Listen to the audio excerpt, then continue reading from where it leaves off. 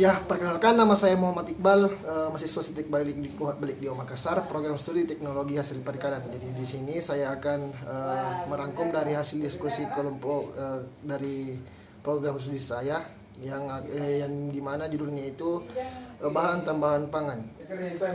Pengertian BTP atau bahan tambahan pangan. BTP adalah bahan atau campuran bahan yang secara alami bukan merupakan bagian dari bahan baku pangan, tetapi ditambahkan ke dalam pangan untuk mempengaruhi sifat atau bentuk pangan, antara lain bahan pewarna, pengawet, penyedap rasa, anti gumpal, dan pemucat dan penggental. Penggolongan bahan tambahan pangan. Yang pertama, pengawet. Bahan pengawet umumnya digunakan untuk mengawetkan pangan yang mempunyai sifat mudah rusak. Bahan ini dapat menghambat atau memperlambat proses fermentasi, pengasaman, atau perairan yang disebabkan oleh mikroba.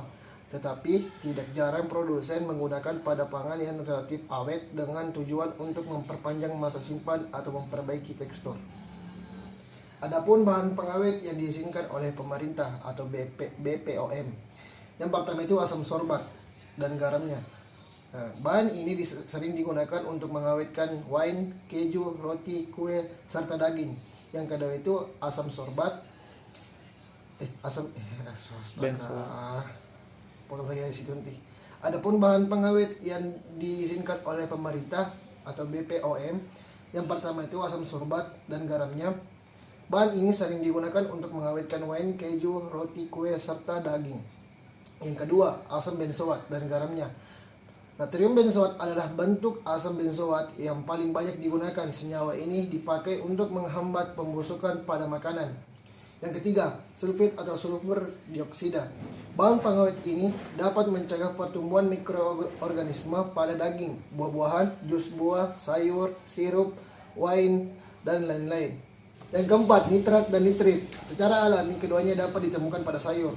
Tubuh pun bisa memproduksinya sendiri. Nitrit dan nitrat berguna untuk mencegah pertumbuhan bakteri yang berbahaya. Yang kelima, nisin. Nisin sendiri merupakan bahan pengawet buatan yang dihasilkan dari bakteri asam laktat bernama Lactobacillus. Penggolongan kedua, pewarna. Penambahan bahan pewarna pada pangan dilakukan untuk beberapa tujuan, yaitu memberi kesan menarik bagi konsumen. Yang kedua, menyeragamkan warna pangan. Yang ketiga, untuk menstabilkan warna. Yang keempat, menutupi perubahan warna selama proses pengolahan dan mengatasi perubahan warna selama penyimpanan. Penggolongan yang ketiga, pemanis buatan. Zat pemanis sintetik adalah zat yang dapat menimbulkan rasa manis atau dapat membantu mempertajam penerima terhadap rasa manis. Sedang kalori yang dihasilkan jauh lebih rendah daripada gula. Penggolongan yang keempat, penyebab rasa atau penguat rasa. Penyebab rasa tersebut mengandung senyawa yang disebut monosodium glutamat.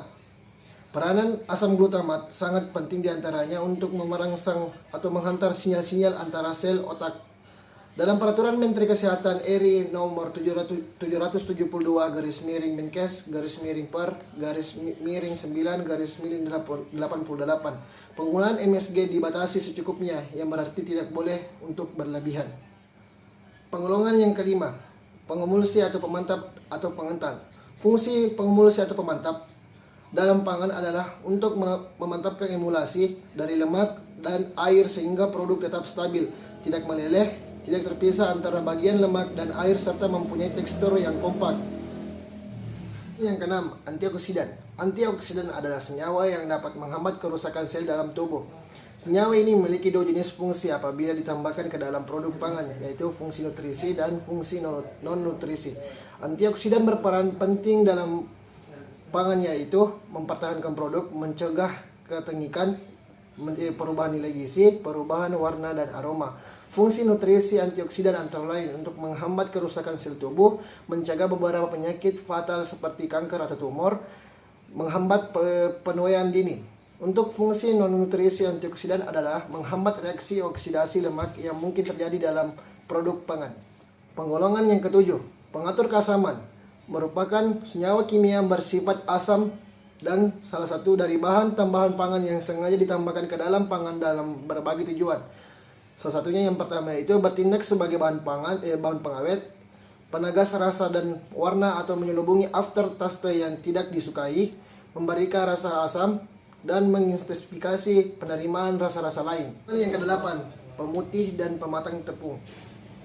Pemutih atau pematang tepung adalah bahan yang dapat mempercepat proses pemutihan dan sekaligus pematangan tepung sehingga dapat memperbaiki mutu hasil pemanggangan, misalnya dalam pembuatan roti, cracker, biskuit, dan kue. Penggolongan yang kesembilan, anti kempal atau anti kerak. Anti kempal biasanya ditambahkan ke dalam pangan yang berbentuk tepung atau bubuk.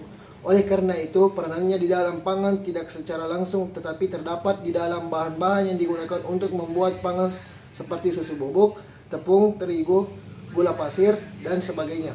Penggolongan yang ke-10 yaitu pengeras. Pengeras ditambahkan ke dalam bahan pangan untuk membuat pangan menjadi lebih keras atau mencegah pangan menjadi lebih lunak.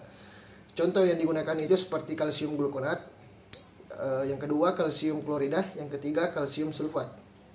Dampak pengeras. Yang pertama itu menimbulkan gangguan pada sistem pencernaan yang dapat disebabkan oleh senyawa kalsium glukonat dalam bahan tambahan pangan pengeras. Yang kedua, gangguan hati yang disebabkan oleh senyawa kalsium sulfat dalam bahan tambahan pangan pengeras. Penggolongan yang ke-11, sekuestran. Sekuestran adalah bahan yang dapat mengikat ion logam pada pangan sehingga menetapkan warna dan tekstur pangan atau mencegah perubahan warna pangan. Dampak negatif sekuestran. Yang pertama, rata-rata pertumbuhan lambat pada anak dan remaja. Yang kedua, tidak ada selera atau nafsu makan. Yang ketiga, penyembuhan luka yang lambat. Yang keempat, kelelahan yang hebat. Yang kelima, kerontokan pada rambut. Yang keenam, tidak normal pada kemampuan mengecap rasa atau mencium bau. Yang ketujuh itu kesulitan dalam melihat di kegelapan, menurunnya produksi hormon pada pria.